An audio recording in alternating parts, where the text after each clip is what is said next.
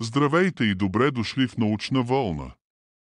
Аз съм водещият на канала и днес ще ви разкажа за едно от най-загадъчните и удивителни направления в съвременната наука – квантовата механика. Не забравяйте да се абонирате за канала и да натиснете камбанката, за да не пропускате нашите нови видеа. Какво е квантова механика? Квантовата механика е клон на физиката, който се занимава с изучаването на много малки частици като електрони и фотони.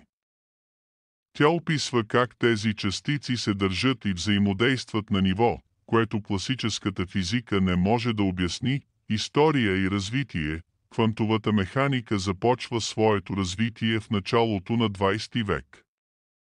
Един от първите, които поставят основите на тази наука, е Макс Планк, който въвежда концепцията за квантите.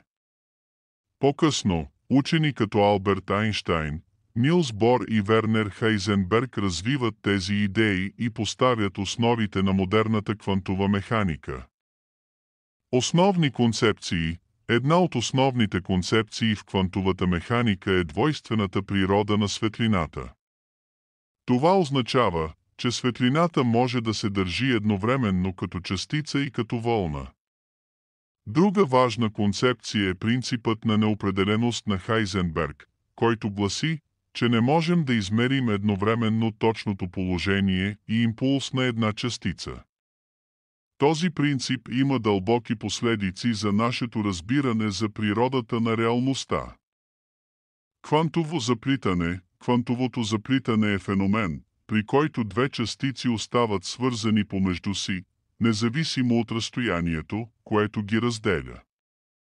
Промяна в състоянието на едната частица моментално влияе на състоянието на другата. Това явление е толкова странно, че самият Айнщайн го нарече призрачно действие на разстояние. Квантовото заплитане е основа за много от бъдещите технологии, като квантовата комуникация и квантовите компютри. Суперпозиция. Една от най-известните концепции в квантовата механика е суперпозицията.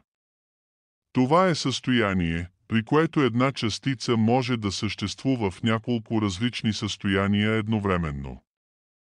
Пример за това е известният мисловен експеримент котката на Шрюдингер, при който котката е едновременно жива и мъртва, докато не бъде наблюдавана. Квантови компютри. Квантовата механика има и практическо приложение в разработването на квантови компютри. Тези машини използват квантови битове или кубити, които могат да съществуват в множество състояния едновременно, позволявайки им да извършват изчисления много по-бързо от класическите компютри. Квантовите компютри имат потенциала да решават проблеми, които са невъзможни за сегашните компютри. Практически приложения. Квантовата механика не е само теория. Тя има множество практически приложения. Лазерите, транзисторите и МРТ машините са само няколко примера за технологии, базирани на квантовата механика. В бъдеще, квантовата механика ще продължи да играе ключова роля в развитието на нови технологии. Философски аспекти. Квантовата механика не само променя нашето разбиране за физическата реалност, но също така предизвиква дълбоки философски въпроси. Какво означава наблюдение? Каква е природата на реалността? Тези въпроси продължават да вълнуват както учените, така и философите. Квантовата механика е изключително вълнуваща и сложна наука, която продължава да разширява нашите представи за Вселената. Надявам се, че това видео ви е помогнало да разберете по-добре някои от основните концепции. Ако ви хареса видеото, не забравяйте да се абонирате за Научна вълна и да оставите коментар с вашите мисли и въпроси. Благодарим ви, че бяхте с нас, и до скоро!